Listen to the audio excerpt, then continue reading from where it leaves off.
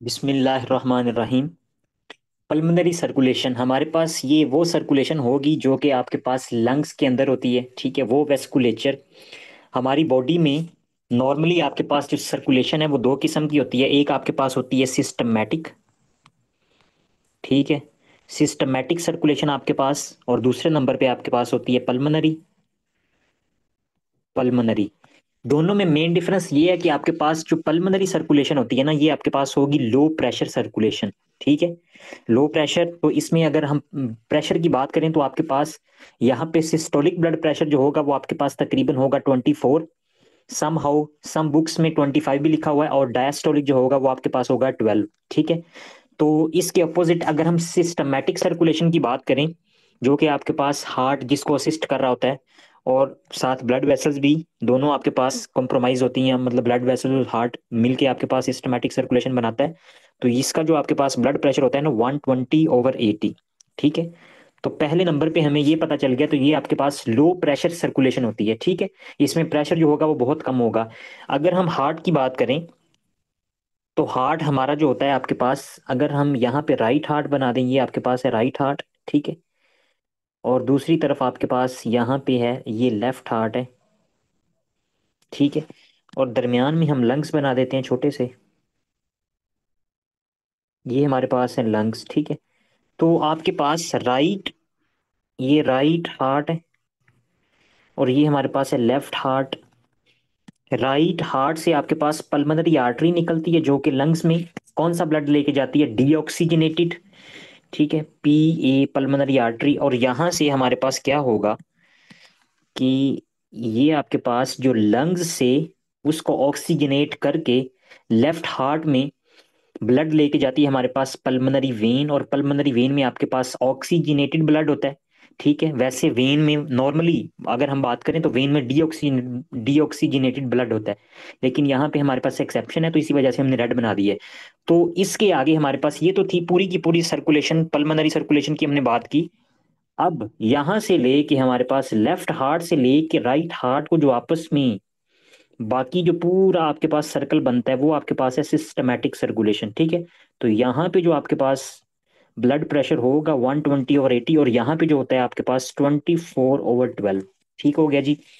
यहाँ तक हमने छोटा सा एक स्केच बना लिया। इसको अगर हम थोड़ा सा और एक्सप्लोर करें तो हमारे पास अगर ये पल्मोनरी ब्लड प्रेशर डिक्रीज है ना, तो इसी वजह से यहाँ पे मैं थोड़ी सी मॉडिफिकेशन करता हूँ। तो लेफ्ट हार्ट जो होता है ना, उसकी जो वॉल्स होती हैं वो बहुत ज्यादा थिक होती हैं, मोटी होती हैं।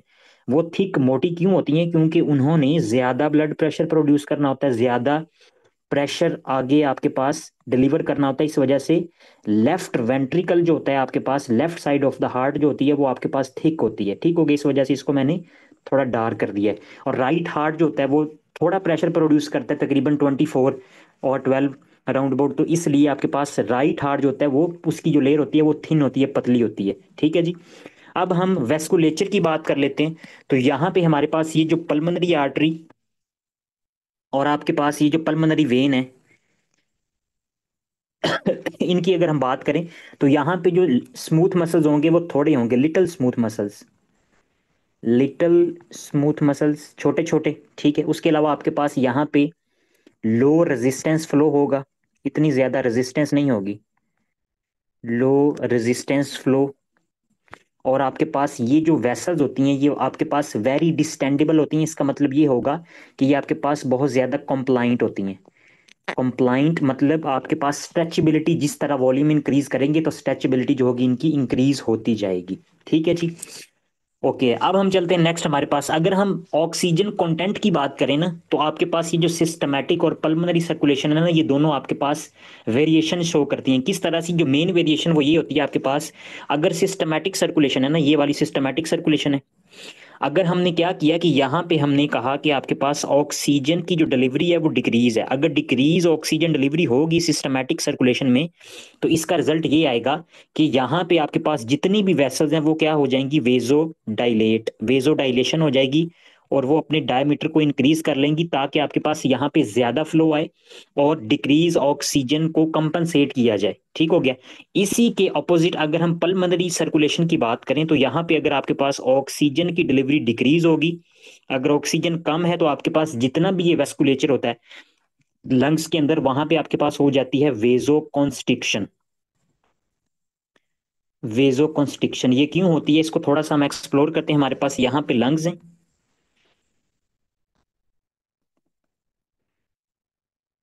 ठीक है जी, ये लंग्स हैं। यहाँ पे एल्वोलाई है, यहाँ पे भी एल्वोलाई है, यहाँ पे भी हमारे पास एल्वोलाई है, ठीक है, और यहाँ पे भी एल्वोलाई। तो ये सारी की सारी एल्वोलाई हैं, ठीक है। तो अगर कोई ऐसी कंडीशन होगी है हमारे पास कि आपकी जो ये एल्वोलाई थी ना, ये आपके पास एबनॉर्मल है, ये सही से फंक्शन नहीं कर पा रही, कोई भी इसको मसला हो गया है, तो अगर इसको यहाँ पे आपके पास सही से ये फंक्शन परफॉर्म नहीं कर पा रही, तो क्या ये ऑक्सीजन को रिसीव कर रही है? ये इसमें ऑक्सीजन आएगी, ये ऑक्सीजन नहीं आएगी इसमें। तो इसका ये क्या मतलब हुआ कि हमारे पास यहाँ पे ऑक्सीजन की डिलीवरी कम है। तो यही बात मैंने की कि आपके पास अगर ऑक्सीजन की डिलीवरी डिक्रीज होगी तो इस सब के नीचे हमारे पास क्या होता है कि कैपिलरी नेटवर्क होता है। इस तरह से कैपिलरी नेटवर्क होता है तमाम एल्वोलाई के साथ, इस तरह से आपके पास होता है। तो जिधर आपके पास ऑक्सीजन की डिलीवरी डिक्रीज हो गई ना, अब आपके पास ये जो कैपिलरी है यहाँ पे क्या हो जाएगा, यहाँ पे आपके पास वेजो कॉन्स्ट्रिक्शन हो जाएगी। ये मैंने बंद कर दी है, और सारा जो ब्लड होगा वो शिफ्ट होगा टुवर्ड द हेल्दी एल्वोलाई, कि दूसरी तरफ आपके पास जो ब्लड होगा वो शिफ्ट हो जाएगा, ठीक हो गया, ताकि आपकी जो ब्लड डिफ्यूजन का प्रोसेस है ना वो नॉर्मल हो सके, और ब्लड उसी एल्वोलाई की तरफ जाए जिधर हमारे पास ऑक्सीजन की प्रॉपर डिलीवरी है। तो ये मैकेनिज्म हमारे पास इस वजह से फॉलो होता है, vaso constriction due to decrease oxygen delivery की वजह से पल्मोनरी सर्कुलेशन में वेजो कॉन्स्ट्रिक्शन हो जाएगी। हमारे पास सिस्टमैटिक सर्कुलेशन में अगर ऑक्सीजन की डिलीवरी डिक्रीज होगी तो ये वेजो डायलेशन करवाता है। तो ये मेन डिफरेंस है। अब हमारे पास पुअरली वेंटिलेटेड एरिया को बचाने के लिए आपके पास जो हाई वेंटिलेटेड एरिया होता है विद द आपके पास bundle of oxygen, excess oxygen की डिलीवरी जहाँ होती है वहां पे हमारे पास शंट कर दिया जाता है ब्लड को। यहाँ पे एक हमने पहले लेक्चर में, सबसे पहले लेक्चर में मैंने आपको थोड़ा सा इसका कंसेप्ट दिया था कि आपके पास जो फीटल सर्कुलेशन होती है ना, फीटल सर्कुलेशन, तो फीटल सर्कुलेशन में भी हमारे पास यही मैकेनिज्म जो होता है ना वो फॉलो किया जाता है, क्योंकि हमारे पास ये वहां पे ऑक्सीजन की डिलीवरी कम होती है, लेस ऑक्सीजन, ऑक्सीजन आपके पास लेस होता है, डिक्रीज ऑक्सीजन होगी, ठीक हो गया, जिसके वजह से आपके पास पल्मोनरी आर्टरी जो होती है ना वो वोम के अंदर क्या कर जाती हैं, आपके पास कॉन्स्ट्रिक्शन कर जाती हैं, डिक्रीज ऑक्सीजन डिलीवरी, और पल्मोनरी आर्टरी आपके पास कॉन्स्ट्रिक्ट कर जाती हैं, ठीक है। और जब आपके पास बर्थ होगी, at the birth arteries receive oxygen, तो एट बर्थ जब ऑक्सीजन की डिलीवरी जो होगी वो इंक्रीज होगी, तो उस दौरान आपके पास आपकी जो पल्मोनरी आर्टरीज होती हैं, ठीक है, वेन्स होती हैं, कैपिलरीज जो भी होंगी, वो आपके पास क्या कर जाएंगी, वेजो डाइलेट कर जाती हैं ऑक्सीजन जब उन्हें मिलती है, वेजो डाइलेशन, ठीक है। तो यहां तक था हमारे पास थोड़ा सा इसका स्केच। अब हम बात करते हैं नेक्स्ट, हमारे पास यहाँ पे एक ग्राफ है, इसी को उन्होंने एक्सप्लोर करने के लिए बनाया। वो ये यहाँ पे अगर आप ग्राफ देखें तो आपके पास ये जो एक्सिस है हमारे पास, इस पे उसने क्या एक्सप्लेन किया हुआ है, इस पे उसने एक्सप्लेन किया हुआ पार्शियल प्रेशर ऑफ ऑक्सीजन, ठीक है, एक्स एक्सिस है, ये आपके पास एक्स एक्सिस है, और यहाँ पे हमारे पास ये क्या है, ये वाई एक्सिस है, और इस पे उसने क्या एक्सप्लेन किया हुआ है, प्रेजेंट किया हुआ है उसने ब्लड फ्लो। अब हम इसको थोड़ा सा रिलेट करते हैं, लंग्स की अगर हम बात करें, तो जैसे जैसे हमारे पास इस तरफ को क्या हो रहा है, इस तरफ को हमारे पास ऑक्सीजन का जो पार्शियल प्रेशर है वो बढ़ रहा है, जैसे जैसे ऑक्सीजन का पार्शियल प्रेशर बढ़ रहा है वैसे वैसे हमारे पास जो ब्लड फ्लो है वो भी बढ़ रहा है, तो आपके पास वैसे वैसे लंग्स में ब्लड फ्लो बढ़ जाता है, ठीक है जी, ओके। अब उसके ऑपोजिट अगर हम बात देखें कि सिस्टमैटिक सर्कुलेशन में, तो सिस्टमैटिक सर्कुलेशन में हमारे पास जब पार्शियल प्रेशर ऑफ ऑक्सीजन जो था वो ज्यादा था, ठीक है, ये आपके पास मैक्सिमम है, यहाँ पे maximum partial pressure of oxygen है, तो आपके पास इसके साथ अगर यहाँ पे रिलेट करें तो ब्लड फ्लो तो बहुत कम है। अगर आपके पास पार्शियल प्रेशर ऑफ ऑक्सीजन कम होता जाएगा, डिक्रीज होता गया इस तरफ को, यहाँ पे 1 2 3 4 5, इस तरफ को कम हो रहा है, इस तरफ को बढ़ रहा है, तो जब आपके पास पार्शियल प्रेशर 5 था तो ब्लड फ्लो आपके पास इसके पैरेलल अगर हम देखें, तो ये देखें आपके पास 0 1 2 3 4 5 6, तो उसके पैरेलल आपके पास 1 था। लेकिन अगर हमने क्या किया कि जैसे जैसे आपके पास पार्शियल प्रेशर ऑफ ऑक्सीजन कम होता गया वैसे वैसे ब्लड फ्लो जो होगा वो बढ़ता गया, ठीक हो गया। वो क्यों क्यों बढ़ा, क्योंकि आपके पास डिक्रीज ऑक्सीजन की डिलीवरी के नतीजे में सिस्टमैटिक सर्कुलेशन में वेजोडाइलेशन हो जाती है। वेजो डायलेशन हो जाएगी। ठीक हो गया। इसी वजह से आपके पास ये जो ग्राफ है वो हमें बता रहा है कि ब्लड फ्लो जो होता है वो किस तरह से आपके पास टेक प्लेस होता है। नेक्स्ट हम आ जाते हैं हमारे पास गैस एक्सचेंज की, अगर हम बात करें गैस एक्सचेंज। तो गैस एक्सचेंज हमारे पास अगर हम बात करें कि इंस्पायर्ड एयर की, इंस्पायर्ड एयर, तो इंस्पायर्ड एयर हमारे पास जो होती है ना, जब हम जो एयर हम इंस्पायर करते हैं उसमें पार्शियल प्रेशर ऑफ ऑक्सीजन कितना होता है आपके पास, 150 मिलीमीटर मरकरी। ठीक है। और partial pressure of carbon dioxide उसमें कितना होता है हमारे पास, 0 मिलीमीटर मरकरी। वो 0 मिलीमीटर मरकरी होता है। ठीक है। अगर हम बात करें कि हमारे पास जो एल्वोलाई होती है, जो एल्वोलाई आपको ब्लू कलर से नजर आ रही है ना, एल्व्यूलाई, तो एल्व्यूलाई में हमारे पास partial pressure in alveoli, oxygen का पार्शियल प्रेशर कितना होता है हमारे पास, 100 मिलीमीटर मरकरी। और इसी तरह से हमारे पास partial pressure in alveoli of carbon dioxide, तो कार्बन डाइऑक्साइड का पार्शियल प्रेशर कितना होता है, 40 मिलीमीटर मरकरी। ठीक है जी, एच जी। अब हम बात कर, ये तो हमने सारी बात कर ली एल्वोलाइज के रिलेटेड, और हमारे पास जो इंस्पायर्ड एयर है उसकी हमने बात कर ली। ठीक है, दो हमने प्रेशर्स को कंबाइन कर लिया।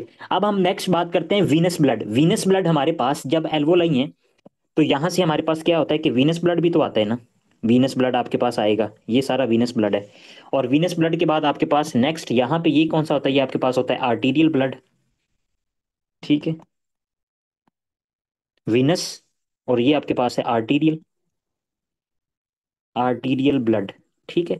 तो आपके पास ये जो कैपिलरीज है ना, कैपिलरीज में डिफ्यूजन परफ्यूजन, आपके पास डिफ्यूजन होगी कि ऑक्सीजन जो होगी वो आपके पास ब्लड में आ जाएगी, यहाँ पे ऑक्सीजन आ जाएगी, कार्बन डाइऑक्साइड इधर ऊपर चली जाएगी, वो उन्होंने भी एरो से बनाया हुआ। अगर हम वीनस प्रेशर की बात करें तो यहाँ पे आपके पास जो पार्शियल प्रेशर ऑफ ऑक्सीजन होता है ना, पार्शियल प्रेशर वीनस ऑक्सीजन का जो होता है वो आपके पास 40 मिलीमीटर मरकरी होता है। 40 क्यों होता है, क्योंकि ऑक्सीजन आपके पास यूटिलाइज हो जाती है टिश्यूज में, और सारी जब यूटिलाइज हो के दोबारा से वीनस ब्लड में आती है तो उसका पार्शियल प्रेशर हमें इतना मिलता है ऑक्सीजन का। और अगर हम बात करें तो वहां पे आपके पास partial pressure of venous blood, carbon dioxide कितना होता है हमारे पास, ये होता है तकरीबन 46 मिलीमीटर मरकरी। ये हमारे पास इतना हमें मिलता है। अब ये इधर आ जाएगा ये सारे का सारा ब्लड। ठीक है, जब इधर आएगा तो इसके नतीजे में होगा कुछ इस तरह से कि ये आर्टरी आपके पास एल्व्यूलर प्रेशर जो 100 है, तो 100 आपके पास ही, यहाँ पे भी 100 आपके पास पार्शियल प्रेशर ऑफ ऑक्सीजन हो जाएगा, यहाँ पे आपके पास गैसेज एक्सचेंज का प्रोसेस होगा। ठीक हो गया। तो पार्शियल प्रेशर ऑफ एल्वोलाई आपके पास वो हो जाता है आपके पास कैपिलरी के इक्वल बिल्कुल हो जाता है। ठीक हो गया, ये सारा मैकेनिज्म इधर होता है।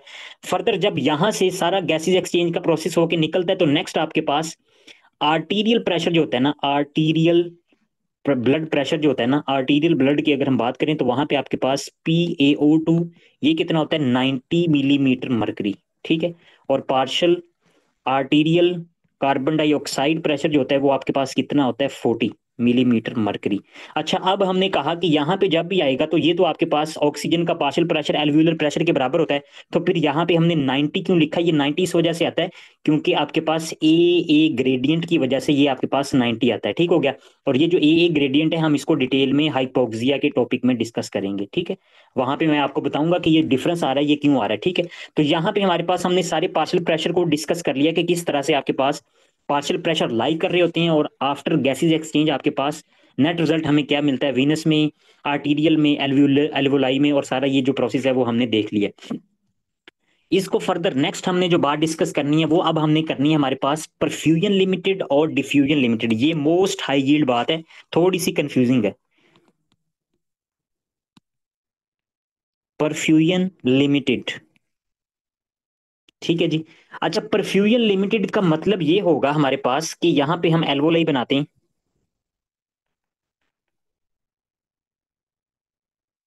ठीक है जी। और इसके नीचे हम बना लेते हैं, हमारे पास ये क्या है, ये कैपिलरी है, ये कैपिलरी है। परफ्यूजन लिमिटेड का मतलब ये होगा कि आपके पास कोई भी, अगर आपने गैस को इनहेल किया है, मिसाल के तौर पे आपने नाइट्रिक ऑक्साइड को इनहेल किया है, तो जितनी आपने नाइट्रिक ऑक्साइड इनहेल की है, मिसाल के तौर पे आपने इनहेल कर ली हमारे पास 80 मिलीमीटर मरकरी। ठीक है। और आपके पास जब ये यहां से गैस एक्सचेंज का प्रोसेस होगा, तो at the end of the, आपके पास यहाँ पे ट्रांसपोर्टेशन के दौरान, कि जब ये कैपिलरी से गुजर के हमारे पास, ये कैपिलरीज होती है ना, कैपिलरीज के बाद आपके पास क्या हो जाता है, वेन्स शुरू हो जाती हैं। तो जब तक आपके पास कैपिलरीज का डिस्टेंस जो होगा वो एंड होगा, एंड तक आते आते आपके पास क्या हो जाएगा कि कैपिलरीज में भी नाइट्रिक ऑक्साइड का जो प्रेशर है वो भी 80 मिलीमीटर मरकरी हो जाएगा। ठीक हो गया। तो ये जो आपके पास गैस इस प्रॉपर्टी के साथ होती है वो होती है परफ्यूजन लिमिटेड। ठीक है, अभी आपको थोड़ा कंफ्यूजिंग लग रहा होगा, इसको मैं और एक्सप्लेन करके बताता हूं। अब हम बात करते हैं डिफ्यूजन लिमिटेड की। एक दफा समझ लें फिर दोनों को। डिफ्यूजन लिमिटेड, तो डिफ्यूजन लिमिटेड में भी हम क्या करते हैं कि हम यहाँ पे एक एल्वोलाई बनाते हैं। ठीक है, और एल्वोलाई के नीचे हमारे पास ये कैपिलरी है। ठीक है, और हमने क्या किया कि हमने बाहर से गैस को इनहेल करवाया, कोई भी थी, जैसे कि कार्बन मोनोऑक्साइड स्पेसिफिकली। तो कार्बन मोनोऑक्साइड आपके पास जब उसकी गैसेज एक्सचेंज हुई तो कैपिलरीज आपके पास यहाँ पे उसने गैसेज एक्सचेंज करना था। कैपिलरीज आपके पास जो ब्लड था इसमें कार्बन मोनोऑक्साइड आनी थी। तो अगर आपके पास कार्बन मोनोऑक्साइड कितनी थी, आपके पास 50 थी। ठीक हो गया। तो at the end of the, हमारे पास जब ये पूरे का पूरा पाथवे ट्रांसपोर्टेशन हो गई है, लेकिन आपके पास जो कार्बन मोनोऑक्साइड का आर्टीरियल ब्लड पार्शल, आपके पास आर्टीरियल ब्लड में जो पार्शियल प्रेशर है वो 50 नहीं हुआ, बल्कि वो कितना है, वो आपके पास पहुंचा है सिर्फ 30। तो 30 आपके पास equal to the partial pressure of alveoli के बराबर नहीं हुआ। तो इसका मतलब ये होगा कि दिस, आपके पास ये वाली जो गैस है ये है डिफ्यूजन लिमिटेड। अब हम दोनों को कंपैरिजन में बात करते हैं। अगर आपके पास कोई भी गैस ऐसी है कि आपकी आर्टीरियल ब्लड प्रेशर और एल्वुलर ब्लड प्रेशर में उसकी जो वैल्यू है वो आपके पास इक्वल सेम आ जाती है, जितनी एल्वोलाई में थी उतनी आपके पास आर्टीरियल ब्लड प्रेशर में आ गई है, तो इसका ये मतलब है कि ये जो गैस है वो आपके पास है परफ्यूजन लिमिटेड। और अगर आपके पास जब कोई भी गैस इनहेल की तो आपके पास एल्वोलाई में उसका पार्शियल प्रेशर ज्यादा था, लेकिन आर्टीरियल ब्लड प्रेशर में वो उतना ज्यादा उसके इक्विलिब्रियम को मेंटेन नहीं कर पाई, लेकिन उसका जो पार्शियल प्रेशर है वो हमारे पास आर्टीरियल ब्लड में कम है। तो इसका ये मतलब है कि ये वाली जो गैस है ये है डिफ्यूजन लिमिटेड। ठीक हो गया। और ये आपके पास ऐसा नहीं होता कि सारी की सारी आपके पास डिफ्यूजन लिमिटेड गैसेज हैं, सारी की सारी परफ्यूजन लिमिटेड गैसेज हैं।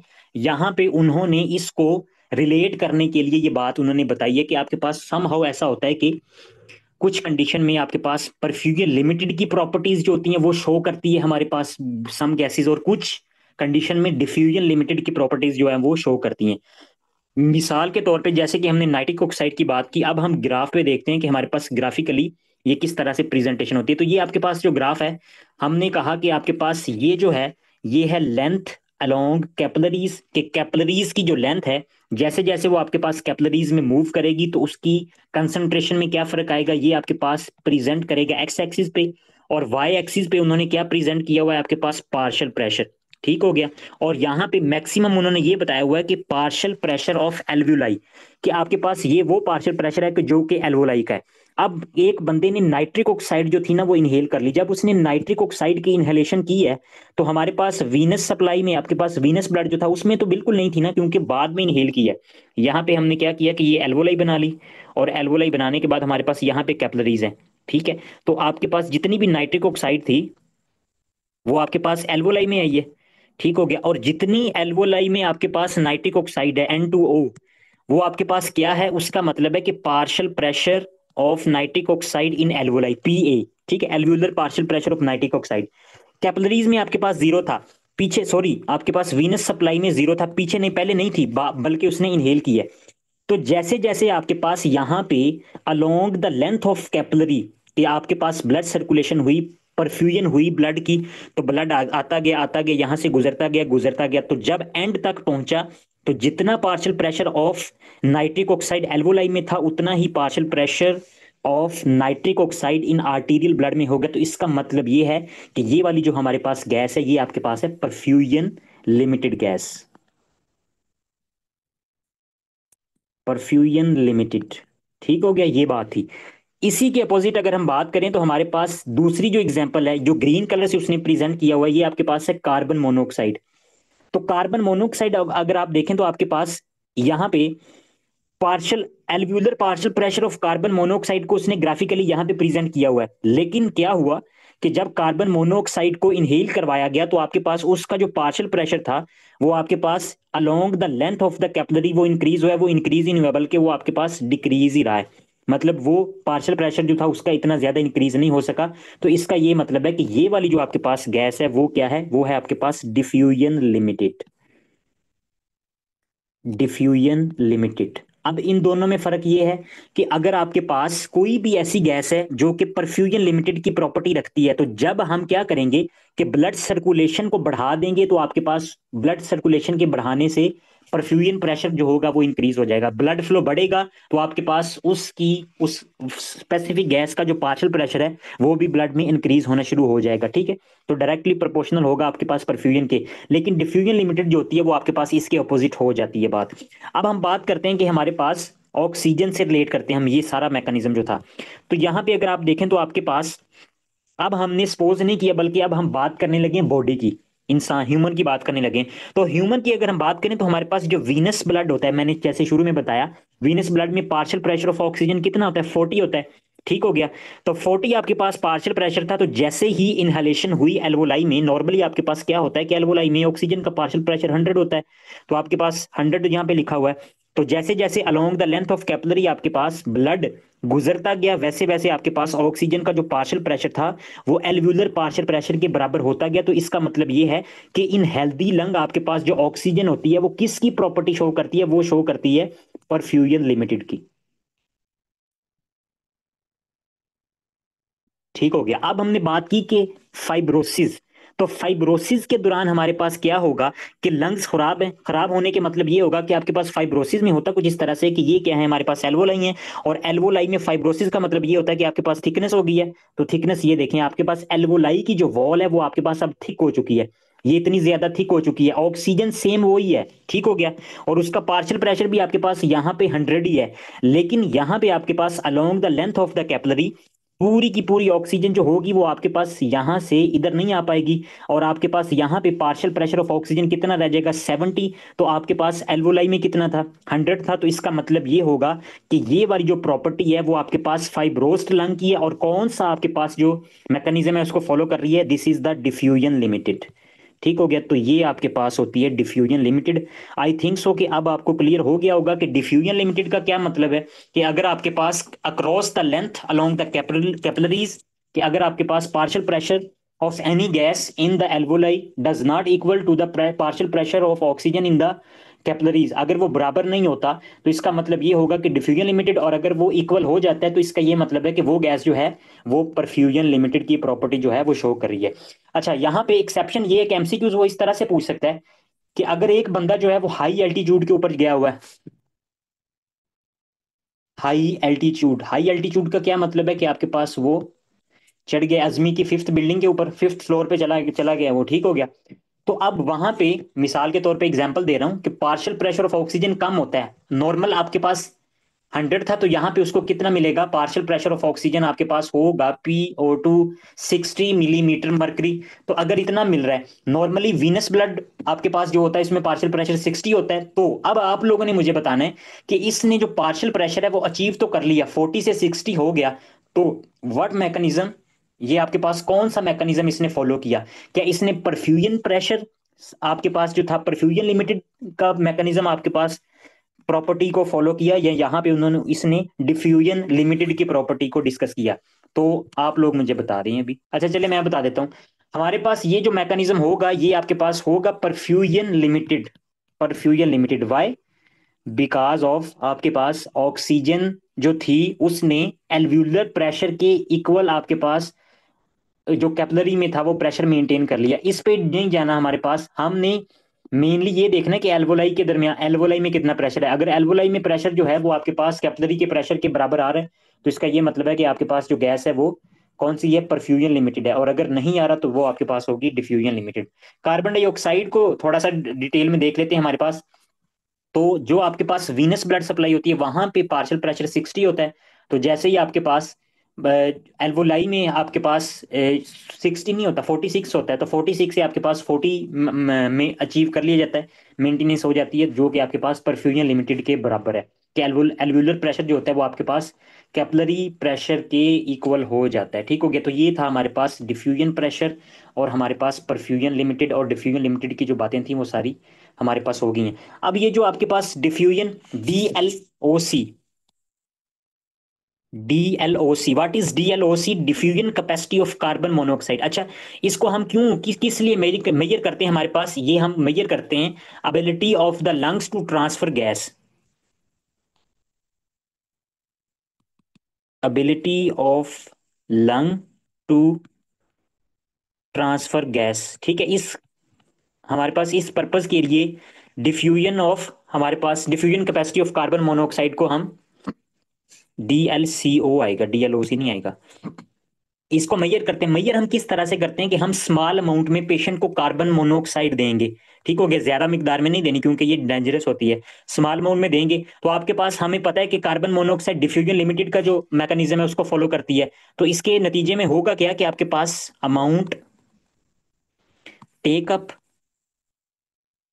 इज इक्वल टू आपके पास diffusion capacity of the lungs, कि जितनी वो अमाउंट को टेकन करेंगे लंग्स आपके पास, वो किसके बराबर होगा? डिफ्यूजन कैपेसिटी के बराबर होगा, कैपेसिटी के बराबर होगा।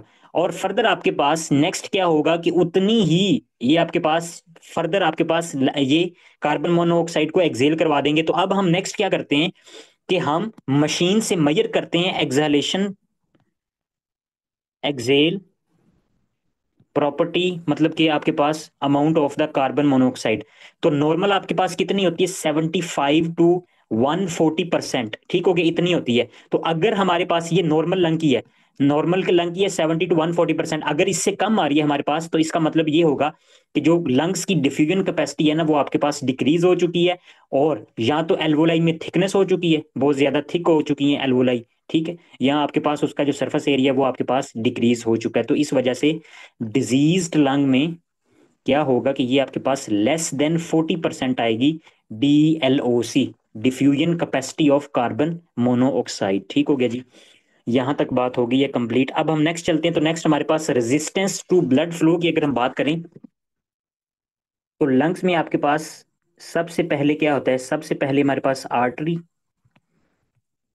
आर्टरी होती हैं। उसके बाद हमारे पास दरमियान में क्या होंगी?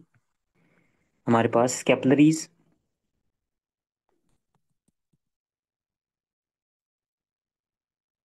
कैपिलरीज होती हैं। और आपके पास एंड पे, यहाँ पे हमने कह दिया कि यहाँ पे होंगी वेन्स। ठीक है, तो कैपिलरीज को पता क्या कहा जाता है? कैपिलरीज को एल्व्यूलर कहा जाता है, एल्व्यूलर पार्ट, एल्वियोलर पार्ट। और आर्टरीज और वेन्स को कहा जाता है extra alveolar part, extra alveolar part. हमारे पास जो कैपिलरीज, जो एल्व्यूलर वाला पार्ट होता है ना, ठीक हो गया, ये आपके पास बहुत छोटी छोटी वेसल्स होती हैं, डायमीटर भी डिक्रीज होता है, और इनकी जो रेजिस्टेंस होती है ना वो आपके पास मैक्सिमम होती है। यहाँ पे रेजिस्टेंस जो होगी वो ज्यादा होगी कैपिलरीज वाले एरिया में, और आपके पास आर्टरीज में यहाँ पे भी रेजिस्टेंस कम होगी, और वेन्स में भी रेजिस्टेंस जो होगी वो कम होगी। अब ये सारी बात करने का मकसद ये है कि जब आपके पास इनहलेशन के दौरान आप गैस को इंस्पायर करते हैं, तो आपके पास जब आप रिसीव करते हैं तो उस दौरान आपके पास ये जो कैपिलरीज होती हैं ना, इन पे सबसे ज्यादा इफेक्ट आता है, और ये कंप्रेस हो जाती हैं, रेजिस्टेंस आपके पास इनमें बहुत ज्यादा बढ़ जाती है। ये जो ग्राफ है आप लोग देख सकते हैं कि हमारे पास यहाँ पे वेस्कुलर रेजिस्टेंस को उन्होंने एक्सप्लेन किया हुआ है। तो एक्सलेशन की एंड पे जब आप एक्सेल कर रहे हैं तो इसका मतलब क्या है कि आप बाहर निकाल रहे हैं हवा, जब बाहर निकाल रहे हैं तो आपके पास at the point of functional residual capacity, resistance जो है वो बहुत कम है। इनहलेशन के दौरान आपके पास, ठीक हो गया, इनहलेशन के दौरान क्या होता है कि रेजिस्टेंस जो होती है वो मैक्सिमम होती है, क्योंकि लंग्स जो होते हैं वो एयर से भरे हुए होते हैं, और जब एयर से भरे हुए होते हैं तो वो मेनली आपके पास कैपिलरीज वाले पार्ट को मोर बहुत सबसे ज्यादा आपके पास मेजरली अफेक्ट करेंगे। ठीक हो गया, तो ये बात ही हमारे पास इसके साथ रिलेट। अब नेक्स्ट हमारे पास जो बात है, इजी सा टॉपिक रह गया हमारे पास, पल्मोनरी हाइपरटेंशन को हमने डिस्कस करना है।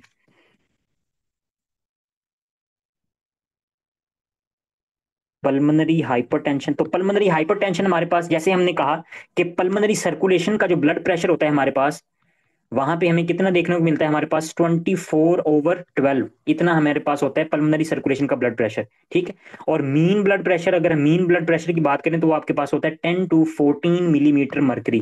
तो अगर कोई भी ऐसी कंडीशन है कि अगर आपके पास जो मीन ब्लड प्रेशर है वो मोर देन 25 मिलीमीटर मर्करी हो चुका है, ठीक हो गया। तो ये आपके पास कंडीशन क्या होगी, ये कंडीशन होगी आपके पास पल्मोनरी हाइपरटेंशन की, कि अगर ब्लड प्रेशर जो है वो मोर देन 25 हो चुका है। अब नेक्स्ट हमारे पास जो मेन बात है वो ये है कि मेन आपके पास इस कंडीशन में, पल्मोनरी हाइपरटेंशन में, जो पेशेंट की प्रेजेंटेशन होती है ना, वो आपके पास किस तरह से प्रेजेंट करेगा, डिस्निया के साथ। डिस्निया आपके पास क्या होता है कि शॉर्टनेस ऑफ ब्रेथ के साथ प्रेजेंट करेगा। और अगर पल्मोनरी हाइपरटेंशन को ट्रीट नहीं किया जाएगा तो ये आपके पास it can lead toward the cor pulmonale. Cor pulmonale का क्या मतलब होगा, हमारे पास ये थी पल्मोनरी आर्टरी, ठीक हो गया, और यहां पे आपके पास ब्लड प्रेशर इंक्रीज हो गया। अगर ब्लड प्रेशर इंक्रीज हो गया तो आपके पास इंक्रीज ब्लड प्रेशर होने की वजह से क्या होगा कि ये जो राइट वेंट्रिकल है इसकी हो जाएगी हाइपरट्रॉफी, क्योंकि इसको ज्यादा फोर्स लगानी पड़ेगी आगे ब्लड को पंप करने के लिए, क्योंकि आगे रेजिस्टेंस है। तो आफ्टर सम टाइम क्या हो जाएगा कि राइट वेंट्रिकुलर हाइपरट्रॉफी हो जाएगी। जब राइट वेंट्रिकुलर हाइपरट्रॉफी हो जाएगी तो फर्दर आपके पास ये हाइपरट्रॉफी की वजह से आपके पास जो प्रेशर होगा वो बैकवर्ड भी इंक्रीज हो जाएगा। इधर बैकवर्ड जो प्रेशर होगा ना वो भी आपके पास इंक्रीज हो जाएगा, ठीक हो गया। जिसके नतीजे में हमारे पास जो जुगुलर वीनस होगी वो आपके पास, जुगुलर वीनस प्रेशर जो होगा वो इंक्रीज हो जाएगा। जुगुलर वीनस डिस्टेंशन डिस्टेंशन हो जाएगी, क्योंकि प्रेशर ज्यादा इंक्रीज भरा हुआ है, ठीक हो गया। अच्छा, अब होता कुछ इस तरह से कि जब ये इसका प्रेशर बहुत ज्यादा बढ़ जाता है ना, तो राइट एट्रियम को भी यहाँ आपके पास इधर पंप को ब्लड को भेजने के लिए भी आपके पास क्या होती है, बहुत ज्यादा फोर्स लगानी पड़ती है। तो Aahista Aahista right ventricular hypertrophy होने की वजह से आपके पास राइट एट्रियम में भी प्रेशर बढ़ जाता है, जुगुलर वीनस डिस्टेंशन हो जाएगी, ठीक हो गया। उसके बाद आपके पास ये नीचे जो आपके पास ब्लड जा रहा है वो भी प्रॉपर आपके पास ऊपर की तरफ नहीं आएगा ना, इंफीरियर वेना केवा से प्रॉपर ब्लड नहीं आएगा, राइट एट्रियम में आना है, वहां प्रेशर ज्यादा है तो इंफीरियर वेना केवा में ही रह जाएगा, ठीक हो गया। तो जब आपके पास नीचे रह जाएगा, नीचे आपके पास हेपेटोमेगली भी हो जाएगी, लीवर से ब्लड आ रहा होता है ना, हिपैटोमेगली देखने को मिलेगी, हिपैटोमेगली। और हिपैटोमेगली के अलावा आपके पास लोअर एक्सट्रीमिटी एडीमा, एडीमा देखने को मिलेगा, क्योंकि आपके पास हाइड्रोस्टेटिक प्रेशर जो होगा वो वेसल्स में बढ़ जाएगा। तो ये सारी कंडीशन जो होती है इसको हम बोलते हैं कोर पल्मोनेल। कहाँ से शुरू किया इसने, यहाँ से, यहाँ इसकी इनिशिएशन हुई है, शुरू हुआ है। और इसके बाद इसने राइट वेंट्रिकल को अफेक्ट किया, राइट वेंट्रिकल के बाद इसने राइट एट्रियम को, राइट एट्रियम के बाद इसने आपके पास जुगलर वेन्स को, जुगलर वेन्स के अलावा हमारे पास इसने इंफीरियर वेना केवा को, लीवर को, और इसके अलावा बाकी जो ब्लड वेसल्स हैं वो सारी की सारी आपके पास क्या हो जाएंगी, वहां पे हाइड्रोस्टैटिक प्रेशर इंक्रीज होने की वजह से आपका जो ब्लड होगा वो ऊजिंग करना, लीक करना शुरू कर देगा इन थर्ड स्पेसिस में। और ये कंडीशन जो होती है वो कहलाती है हमारे पास पल्मोनरी एडीमा। इससे रिलेटेड हमारे पास एक डायग्राम मैं आपको दिखाता हूँ। ये जो आपके पास पिक्चर है ना, ये है पल्मोनरी हाइपरटेंशन की वजह से ये जो आपको एरिया नजर आ रहा है ना, दीज आर द इनगोर्ज्ड वेसल्स, आपके पास ये फूली हुई ना वेसल्स नजर आ रही हैं। ये जो आपको नजर आ रहा है एरिया, इनगोर्ज्ड एरिया नजर आ रहा है, क्योंकि यहाँ पे क्या हो गया, बहुत ज्यादा ब्लड का प्रेशर जो है वो इंक्रीज हो गया।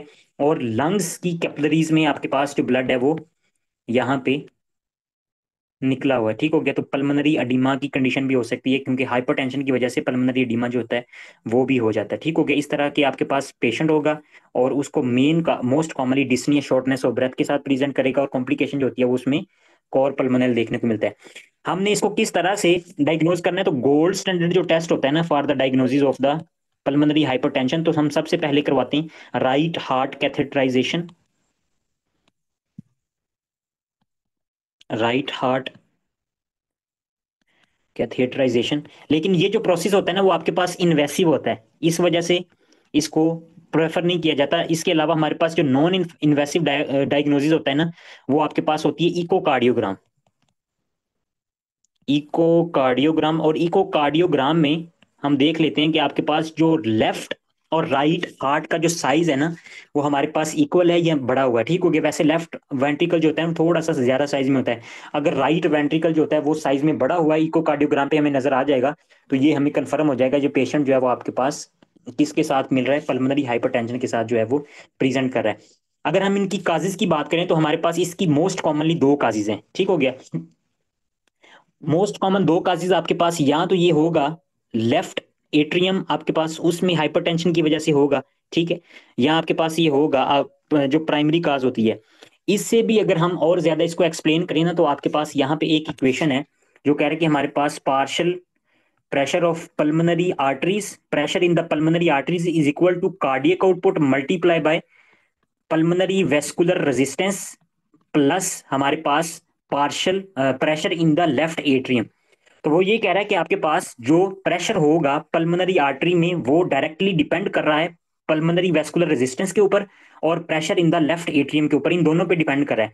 अच्छा ये क्या बात कर रहे हैं हमारे पास, ये बात कर रहे हैं हमारे पास यहाँ पे, अगर हम लंग्स बनाएं, ये लंग्स हैं और जो लंग्स की तरफ ब्लड आ रहा है वो आपके पास वो वो क्या कहलाता है हमारे पास, pressure in the pulmonary artery, ठीक हो गया। और इसके लंग्स के बाद आपके पास ब्लड किधर जाता है, लंग्स के बाद जाता है आपके पास लेफ्ट एट्रियम में, ठीक हो गया। और लेफ्ट एट्रियम में किसकी मदद से ब्लड जाता है हमारे पास, वेन्स होती हैं, कौन सी वेन्स होती हैं हमारे पास, पल्मोनरी वेन्स की मदद से यहां पे जाता है, ठीक है। और अगर हम लंग्स के अंदर की बात करें तो यहां पे जो भी आपके पास कैपिलरी का वेस्कुलेचर होता है उसको हम क्या बोलते हैं, पल्मोनरी वेस्कुलर रेजिस्टेंस, ठीक हो गया। तो पल्मोनरी वेस्कुलर रेजिस्टेंस कब कब बढ़ जाती है, कोई भी ऐसी कंडीशन होगी कि जो आपके पास पल्मोनरी वेसल को इन्वॉल्व कर रही है। तो दो किस्म से हमारे पास, अब हमने कहा कि अगर लेफ्ट एट्रियम में प्रेशर इंक्रीज हो रहा है आपके पास तो इसको हम क्या कहेंगे, इसको हम कहेंगे हमारे पास पल्मोनरी वीनस हाइपरटेंशन, क्योंकि ये देखें ना यहाँ पे वेन्स हैं, अगर लेफ्ट एट्रियम में प्रेशर बढ़ेगा तो आपके पास वेन्स में प्रेशर बढ़ रहा है, तो इसको हम कहेंगे पल्मोनरी वीनस हाइपरटेंशन, ठीक हो गया जी। और अगर आपके पास पल्मोनरी वेस्कुलर रेजिस्टेंस बढ़ रही है तो पल्मोनरी वेस्कुलर रेजिस्टेंस आपके पास इन इन बिटवीन द आपकी जो कैपिलरीज हैं लंग्स के अंदर उधर बढ़ रही है। तो अगर यहाँ पे प्रेशर बढ़ेगा तो पीछे किसको इन्वॉल्व कर रहा है हमारे पास, ये आपके पास क्या कौन सा स्ट्रक्चर है, पल्मोनरी आर्टरीज। तो अगर पल्मोनरी वेस्कुलर रेजिस्टेंस बढ़ने की वजह से हाइपरटेंशन हो रही है तो इसको हम क्या कहेंगे, इसको हम कहेंगे pulmonary arterial hypertension, pulmonary arterial hypertension, ठीक हो गया। दो किस्म की हाइपरटेंशन होती है, आर्टीरियल कब होगी कि जब पल्मोनरी वेस्कुलर रेजिस्टेंस बढ़ेगी, और आपके पास वीनस कब होगी कि जब लेफ्ट लेफ्ट एट्रियम में प्रेशर जो होगा वो बढ़ेगा। अगर हम यहाँ पे लेफ्ट एट्रियम में प्रेशर बढ़ने की बात करें तो मोस्ट कॉमन काजेज आपके पास क्या क्या हो सकती हैं, अगर कोई पेशेंट जो है वो हार्ट फेलियर के साथ है, हार्ट फेलियर में आपके पास प्रेशर इंक्रीज हो जाएगा। उसके अलावा आपके पास वाल्व डिजीज है कोई किसी को, मिट्रल स्टीनोसिस है, एओर्टिक रिगर्जिटेशन, सॉरी एओर्टिक नहीं, मिट्रल रिगर्जिटेशन है, ठीक है। तो ये आपके पास वाल्वुलर डिजीज हो सकती है या हार्ट फेलियर हो सकता है। तो इस कंडीशन में आपके पास यहाँ पे प्रेशर जो होगा वो बढ़ जाएगा। जैसे कि हमने कहा कि ये जो मिट्रल वॉल्व है यहाँ पे आपके पास स्टीनोसिस हो चुकी है, जब स्टीनोसिस हो चुकी है कि प्रॉपर आपके पास ओपन नहीं हो रहा तो आगे ब्लड नहीं जा रहा, तो ब्लड इधर यहाँ पे अकोमोलेट होना शुरू हो जाएगा। अगर यहाँ पे अकोमोलेट होना शुरू हो जाएगा तो आपके पास जितना भी ब्लड आएगा, ये है ना पल्मोनरी वेन यहाँ से आता है और ये यहाँ पे आता है, तो अब ये जो पल्मोनरी वेन है यहाँ पे प्रेशर जो होगा वो इंक्रीज हो जाएगा। और वेन आपके पास किस में जा रही होती हैं, ये लंग्स में जा रही होती हैं, तो इस वजह से। और दूसरा हमने क्या कहा, हमारे पास हार्ट फेलियर आपके पास पंप ही नहीं कर रहा, तो यहाँ पे पहले अकोमोलेशन होना शुरू होगी, फिर यहाँ पे अकोमोलेशन होना शुरू होगी फ्लूइड, तो ये भी पल्मोनरी वेन में प्रेशर जो होगा वो इंक्रीज कर देगा। ये जो सारी मैंने बात की है यहाँ पे एक डायग्राम पे उन्होंने प्रेजेंट की हुई है हमारे पास। ये देखें कि पल्मोनरी वीनस हाइपरटेंशन की अगर हम बात करें तो पल्मोनरी आर्टरी जो होती है आपके पास वहां पे कितना ब्लड प्रेशर होता है आपके पास, 25/12, ठीक है नॉर्मली। और आपके पास यहाँ पे पल्मोनरी वेन की अगर हम बात करें तो वहां पे कितना ब्लड प्रेशर होता है, वहां पे होता है 5 मिलीमीटर मर्करी। तो 5 मिलीमीटर मर्करी नॉर्मल था, अगर यहाँ पे अगर हार्ट फेलियर मिल रहा है तो ये आपके पास बढ़ेगा, ये बढ़ के कितना हो जाएगा, ये हो गया 8 हो गया, या हमने कह दिया कि ये आपके पास 18 हो गया। तो जब ये बढ़ेगा तो ये बढ़ने से आपके पास ये पीछे ज्यादा से ज्यादा प्रेशर बैक फ्लो करेगा, तो जैसे ज्यादा बैक फ्लो करेगा तो ये जो आपके पास आर्टरीज होंगी इनका जो डायामीटर है उसके अकॉर्डिंग प्रेशर इंक्रीज हो जाएगा, तो आपके पास इस वजह से ब्लड प्रेशर जो होता है हाइपरटेंशन के साथ पेशेंट जो मिलता है, ठीक हो गया। तो पल्मोनरी वीनस हाइपरटेंशन की मेन काज क्या है, हार्ट से रिलेटेड है। अब हम बात करते हैं दूसरी कि कौन सी ऐसी काज हो सकती है कि जिसके नतीजे में हमारे पास पल्मोनरी आर्टीरियल हाइपरटेंशन होगी। तो पल्मोनरी आर्टीरियल हाइपरटेंशन आपके पास मोस्ट कॉमनली आर्टीरियोसेक्लेरोसिस, आर्टीरियोसेक्लेरोसिस आपके पास यहाँ पे देखें तो ये आपके पास नॉर्मल सेल है, ठीक, सॉरी ब्लड वेसल्स का नॉर्मल ल्यूमन है। और यहाँ पे ये देखें कि आपके पास मीडियल हाइपरट्रॉफी, इसका क्या मतलब है कि जो मीडिया होता है ना, इंटीमा मीडिया एडवेंटिशिया, तो मीडिया की जो लेयर है वहां पे हाइपरट्रॉफी हुई पड़ी है, ठीक हो गया।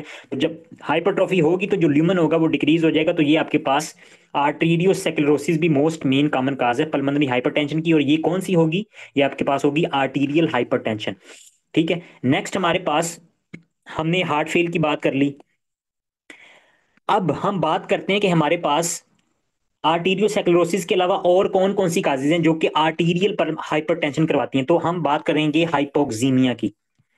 हाइपोक्सीमिया, हाइपोक्सीमिया की बात मैंने बता दी आपको कि अगर ऑक्सीजन कम होगी तो आपके पास लंग्स में क्या हो जाता है, लंग्स में आपके पास शंट बनना शुरू हो जाता है। ऑक्सीजन एल्वोलाई, एक एल्वोलाई से दूसरी तरफ, इसको कैपिलरी को कंस्ट्रिक्ट करके दूसरी तरफ ब्लड फेंकेगी, दूसरी तीसरी तरफ फेंकेगी, वो जगह ढूंढेगी कोई ना कोई कि कोई ऐसी एल्वोलाई मुझे मिल जाए कि जिधर ऑक्सीजन की परफ्यूजन नॉर्मल है। तो अगर कोई भी ऑक्सीजन की आपके पास कहीं भी ऑक्सीजन की परफ्यूजन नॉर्मल नहीं है, तो आपकी जो सारे का सारा ब्लड वेसल्स हैं वो कॉन्स्ट्रिक्ट कर जाएंगी, जिसके नतीजे में सवेयर पल्मोनरी हाइपरटेंशन देखने को मिलेगी। ठीक हो गया। हमारे पास एग्जांपल है हाइपोक्सीमिया की, कि जैसे COPD, chronic obstructive pulmonary disease में क्या होता है कि आपके पास जैसे एम्फोसीमा है, तो सरफेस एरिया बहुत डिक्रीज हो जाता है, प्रॉपर परफ्यूजन नहीं होती। ठीक हो गया। सारी की सारी एल्वोलाई टूट जाती हैं, तो वेजो कंस्ट्रिक्शन होती रहती है, होती रहती है दूसरी तरफ। इसके अलावा आपके पास कोई भी क्रोनिक लंग डिजीज है, लंग डिजीज कोई भी होगी, तो यहाँ पे हाइपोक्सिया सब में हमें देखने को मिलेगा, क्योंकि हमने नेक्स्ट जब भी डिस्कस करना है तो ये बात आपको पता होनी चाहिए कि अगर हाइपोक्सीमिया होगा तो पेशेंट पल्मोनरी हाइपरटेंशन के साथ मिलेगा। स्लीप एपनिया एपिसोड्स आपके पास होता है 10 सेकंड का, कि पेशेंट जो होता है उसकी सिजेशन हो जाती है, कि रेस्पिरेटरी उसकी जो आपके पास एक्शन होता है ना, रेस्पिरेटरी इनहेलेशन एक्सपायरेशन का जो प्रोसेस होता है, वो उसमें सिजेशन आ जाती है, वो रुक जाता है। तो इस नतीजे में भी आपके पास हाइपरटेंशन हो सकती है। हाई एल्टीट्यूड पे चला गया तो हाई एल्टीट्यूड पे भी आपके पास जाहिर बात है ऑक्सीजन कम होगी, दोबारा हाइपोक्सीमिया वेजो कंस्ट्रिक्शन करवाएगा। फर्दर हमारे पास chronic pulmonary emboli, chronic pulmonary emboli. तो इसमें क्या हुआ, इसमें आपके पास कोई एम्बोलाई ना आपके पास यहाँ पे एल्वोलाई में, यहाँ पे आपके पास एम्बोलाई ने आके स्टक किया हुआ था। ठीक हो गया। और इसका जो नॉर्मली आपके पास ये जो एम्बोलाइन थी ना, उसने एक मेजर पार्ट को इन्वॉल्व किया हुआ था। ठीक है, जैसे कि हमारे पास एक लेफ्ट लंग होता है, एक आपके पास राइट लंग होता है, तो हम कह दिया कि दो लोब्स को इन्वॉल्व किया हुआ था पल्मोनरी एम्बोलाई ने। कैसे इन्वॉल्व कर सकती है हमारे पास, कोई मेजर आपके पास जो आपकी जो आर्टरी थी, पल्मोनरी आर्टरी, मेजर पार्ट में जिधर डिवीजन होनी थी, डिवीजन से पहले आपके पास आर्टरीज वेन्स और सॉरी आर्टरीज कैपिलरीज और वेन्स होती है, आर्टरी में आके कहीं फंस गया है। तो आर्टरी में फंस गया तो नेक्स्ट जितनी भी छोटी छोटी नालियां निकली, कहीं भी ब्लड नहीं जा रहा, तो क्रोनिक पल्मोनरी एम्बोलाई भी आपके पास क्या करवा देगी, वेजो कॉन्स्ट्रिक्शन। ठीक हो गया। और वेजो कॉन्स्ट्रिक्शन जब होगी तो वेजो कॉन्स्ट्रिक्शन आपके पास जाहिर बात है हाइपरटेंशन जो होगी वो काज करवा सकती है। नेक्स्ट हमारे पास कुछ ऐसी डिजीजेज हैं जो कि इसके साथ रिलेट करती हैं, जैसे कि हमारे पास स्क्लेरोडर्मा, हमने बात की हुई थी स्क्लेरोडर्मा, हम पढ़ चुके हैं, ऑटोइम्यून डिजीज होती है। तो स्क्लेरोडर्मा में भी आपके पास पल्मोनरी हाइपरटेंशन हो जाती है, स्टिफनेस हो जाती है आपके पास कैपिलरीज की। उसके अलावा कंजेनिटल हार्ट डिफेक्ट कोई भी अगर है, कंजेनिटल हार्ट डिफेक्ट सीएचडी, तो इसमें भी आपके पास होगा। आइजनमेंगर सिंड्रोम आपके पास हो जाता है ना, मैं समझा देता हूँ थोड़ा सा, आपको क्लियर हो जाएगा कि ये क्या होता है। आइजनमेंगर सिंड्रोम आपके पास यहाँ पे अगर शंट है ना, तो राइट से सॉरी लेफ्ट से राइट की तरफ ब्लड आ रहा है। ठीक हो गया। यहाँ पे आपके पास, यहाँ पे ये जो राइट एट्रियम और राइट वेंट्रिकल के दरमियान आपके पास यहाँ पे ओपन था, शंट था। ठीक हो गया, सही है। तो बार बार जो ब्लड था वो आपके पास इस तरफ आ रहा है। जब इस तरफ ब्लड आ रहा है तो राइट एट्रियम में दो तरफ से अब ब्लड आ रहा है, इंफीरियर वेना केवा से भी आ रहा है और लेफ्ट एट्रियम से भी आ रहा है। तो यहाँ पे ज्यादा ब्लड होगा, ज्यादा ब्लड आपके पास क्या आएगा, राइट वेंट्रिकल में आएगा। ठीक हो गया। तो जब यहाँ पे ज्यादा ब्लड आएगा ना, तो अब आपके पास ये ज्यादा ब्लड जो होगा वो आपके पास नेक्स्ट ये फेंकेगा आगे। जब ये ज्यादा ब्लड फेंकेगा ना आगे, आफ्टर सम टाइम, कुछ टाइम गुजरने के बाद, क्रोनिकली जो आपके पास ये आपकी जो पल्मोनरी आर्टरीज होती है ना, यहाँ पे क्या हो जाती है कि ये जो कैपिलरीज होती हैं ना, वो उनके जो स्मूथ मसल्स होते हैं, क्योंकि एक नॉर्मल अमाउंट में लंग्स को ब्लड चाहिए भाई, उनको ब्लड प्रेशर कितना चाहिए पीछे से, 24/12 इतना चाहिए। अगर यहाँ पे वो फेंक रहा है भाई, इतना फेंक रहा है, वो 30 फेंकना शुरू हो गया है, क्योंकि यहाँ पे ब्लड उसके पास ज्यादा आ रहा है, तो आगे से उसको मेंटेन करेंगी ना, उसको आपके पास कॉन्स्ट्रिक्ट करेंगी। जब कॉन्स्ट्रिक्ट करते हैं आफ्टर सम टाइम्स, यहाँ पे जो पल्मोनरी आर्टरी होती है ना, उनकी जो स्मूथ मसल्स होते हैं ना, उनमें उनमें प्रोलिफरेशन हो जाती है। ठीक हो गया, हाइपरट्रॉफी हो जाती है, कि वो अपने आप को आपके पास क्या कर लेते हैं, स्ट्रॉन्ग कर लेते हैं। जब स्ट्रॉन्ग कर लेते हैं, तो जब स्ट्रॉन्ग कर लेते हैं तो आपके पास यहाँ पे हो जाएगी कॉन्स्ट्रिक्शन बहुत ज्यादा। ठीक हो गया। तो कॉन्स्ट्रिक्शन होने की वजह से आपके पास after some time pulmonary hypertension में, सॉरी, आपके पास ये जो कंजेनिटल हार्ट डिफेक्ट है उसमें, ये आपके पास आइजनमेंगर सिंड्रोम जो होता है उसमें ये कंडीशन देखने को मिल जाती है। फर्दर आपके पास कुछ ड्रग हैं जैसे कि एम्फिटामिन और कोकेन, एम्फिटामिन और कोकेन ये दो ड्रग्स हैं, ये भी वेजो कॉन्स्ट्रिक्शन है। एम्फिटामिन एंड प्लस आपके पास कौन सी दूसरी है, कोकीन। ठीक है जी। तो ये वेजो कॉन्स्ट्रिक्टर है, इनकी अब इनकी आपके पास प्रॉपर्टी है कि ये वेजो कॉन्स्ट्रिक्शन करवा देती हैं। फर्दर हमारे पास कुछ ईडियोपैथिक काजेज हैं। ईडियोपैथिक काजेज कि इनकी जो रीजन है ना वो आपके पास इतनी ज्यादा नोन नहीं है। जैसा कि हमारे पास पहली कंडीशन जो इसमें है वो ये है कि पल्मोनरी वेस्कुलर रेजिस्टेंस जो होती है ना वो इंक्रीज हो जाती है। मोस्ट कॉमनली यंग फीमेल्स में ये कंडीशन देखने को मिलती है। यंग फीमेल्स में पल्मोनरी वेस्कुलर रेजिस्टेंस जो होगी वो इंक्रीज हो जाएगी। इंक्रीज क्यों हो जाती है, क्योंकि हमारे पास दो किस्म के केमिकल्स होते हैं, सब्सटेंसेस होते हैं। एक होता है एंडोथिलिन, एंडोथिलिन, और एक होता है हमारे पास जिसको हम बोलते हैं नाइट्रिक ऑक्साइड। तो एंडोथिलिन का क्या काम होता है कि ये आपके पास वेजो कॉन्स्ट्रिक्टर है, वेजो कॉन्स्ट्रिक्टर है। तो खुद ब खुद इडियोपैथिकली आपके पास एंडोथिलिन की अमाउंट जो होगी वो बॉडी में बढ़ गई, तो ये वेजो कॉन्स्ट्रिक्टर था, तो इसने बहुत ज्यादा वेजो कॉन्स्ट्रिक्शन करवा दी। और नाइट्रिक ऑक्साइड आपके पास वेजो डायलेटर होता है, तो इसकी अमाउंट अगर डिक्रीज होगी है तो आपके पास ये भी पल्मोनरी हाइपरटेंशन की काज करवा सकते हैं। इडियोपैथी की अगर हम बात करें तो इसमें आपके पास मोस्ट कॉमनली जो हमें कंडीशन देखने को मिलती है प्लेक्सीफॉर्म लियन, ये एमसीक्यूज आता है, प्लेक्सीफॉर्म लियन। तो ये प्लेक्सीफॉर्म लियन अगर यहाँ पे आप डायग्राम पे देखें तो आपको होता कुछ इस तरह से कि एंडोथीलियल सेल की प्रोलिफरेशन हो जाती है इसमें, ठीक है, इडियोपैथिकली। तो एंडोथीलियल सेल आपके पास जिधर जिधर प्रोलिफरेट हो गए, ये कैपिलरी है, यहाँ पे एंडोथीलियल सेल प्रोलिफरेट हुए, यहाँ पे प्रोलिफरेट हुए, यहाँ पे, तो इन्होंने आपके पास डिफरेंट ल्यूमन बना दिए, मोर देन वन ल्यूमन। कि ये जो कैपिलरी थी इसमें ज्यादा, क्योंकि एंडोथीलियल सेल से मिलकर ल्यूमन बनता है ना, इस तरह दोनों तरफ एंडोथीलियल सेल होते हैं, तो आपके पास ये कैपिलरी। तो एंडोथीलियल सेल आपके पास endothelial proliferation form multiple lumen, अगर ये बन गए तो इसको हम बोलेंगे प्लेक्सीफॉर्म लियन। और ये मोस्ट कॉमनली इडियोपैथिक जो हाइपरटेंशन होती है ना उसमें देखने को मिलता है। फर्दर आपके पास एक और कंडीशन है, BMPR2। ठीक है जी। आपके पास bone morphogenetic protein receptor type 2। इसका क्या काम होता है कि ये आपके पास स्मूथ मसल की प्रोलिफरेशन को इनहिबिट करता है। स्मूथ मसल प्रोलिफरेशन इसको ये करेगा इनहिबिट। अगर आपके पास इसमें म्यूटेशन आ गई है तो एबनॉर्मल ग्रोथ हो जाएगी स्मूथ मसल्स की, और अगर एबनॉर्मल ग्रोथ होगी तो जाहिर बात है आपके पास स्मूथ मसल्स बढ़ेंगे, तो स्मूथ मसल्स में आपके पास ये वेजो कॉन्स्ट्रिक्शन काज करवा सकते हैं। और ये जो आपके पास कंडीशन होती है ये फेमिलियल केसेस में ज्यादातर देखने को मिलता है। 80% फेमिलियल केसेस जो होगा उसमें ये देखने को मिलती है कंडीशन, ठीक है। अगर हम इसकी ट्रीटमेंट की बात करें तो हम सारी सारी की सारी वो ड्रग्स यूज करेंगे जो कि पेरिफेरल वैस्कुलर रेजिस्टेंस को डिक्रीज करते हैं। तो इनमें सबसे पहले हमारे पास जो ड्रग होती है इपोप्रोस्टिनोल। इपोप्रोस्टिनोल, और इपोप्रोस्टिनोल का आपके पास ये इसका मैकेनिज्म ऑफ एक्शन ये है कि ये आपके पास प्रोस्टासाइक्लिन होता है एनालॉग, प्रोस्टासाइक्लिन एनालॉग, ठीक है। तो आपके पास ये प्रोस्टासाइक्लिन अगर है, ये पोटेंट वेजोडाइलेटर है, पोटेंट वेजो डायलेटर। और हम किस तरह से इसको यूज करेंगे, इपोप्रोस्टिनोल को हम इसको आईवी देते हैं। आईवी सीधा आपके पास वीनस ब्लड सप्लाई में जाएगा। तो वीनस ब्लड सप्लाई डायरेक्ट किधर जाती है, right ventricle, right heart, right atrium ventricle, और सीधा जाती है हमारे पास लंग्स में। तो इस वजह से ये मोस्ट पोटेंट है कि जब हम किसी को इपोप्रोस्टिनोल देते हैं तो आपके पास ये वेजो डायलेशन करवा देता है और ये हेल्पफुल होता है। इसके अलावा हमारे पास कुछ ऐसी भी ड्रग हैं जो आईवी नहीं यूज की जाती बल्कि ओरली हम यूज करते हैं, जैसे कि बूसेंटन, बुसेंटेन, ठीक है। ये आपके पास एंडोथिलिन 1 रिसेप्टर एंटागोनिस्ट है, एंडोथिलिन रिसेप्टर एंटागोनिस्ट, ठीक है, एंटागोनिस्ट है। कि आपके पास एंडोथिलिन के रिसेप्टर पे जाके ये ड्रग लग जाती है और एंडोथिलिन को अपना काम नहीं कर पाती, क्योंकि एंडोथिलिन आपके पास ज्यादा से ज्यादा रिलीज होना शुरू हो जाते हैं इडियोपैथिक में। सेल्डीनाफिल, सेल्डीनाफिल आपके पास ये एक ड्रग होती है जिसको अरेक्टाइल डिसफंक्शन में भी यूज किया जाता है। मेन इसका आपके पास फोस्फोडाइईस्ट्रेज इनहिबिटर होती है, फोस्फोडाइईस्ट्रेज इनहिबिटर, PDE5 इनहिबिटर है ये, ठीक हो गया। और ये स्मूथ मसल्स की वेजोडाइलेशन करवा देती है, ठीक हो गया। तो इसको भी हम क्या करेंगे, इसको भी हम पल्मोनरी हाइपरटेंशन में यूज कर सकते हैं।